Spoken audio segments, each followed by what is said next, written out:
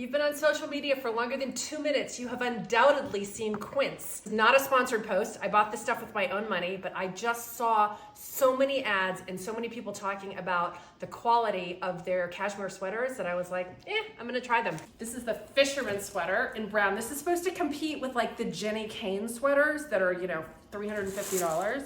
Fit, I never know whether to get a medium or a large. Super cute. Keeping, it's the puffy vest in navy. Got the medium. Wasn't sure if I'd be able to zip it over my boobs. Yes, we can. And it has pockets. I think this is cute. This one is a cotton wool blend. I got it in a large because they didn't have a medium. I'm gonna see if it's too big.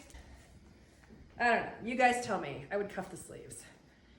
Bit too big or good. You could always like half tuck it. You tell me, what do you think? I will let you know how they wear.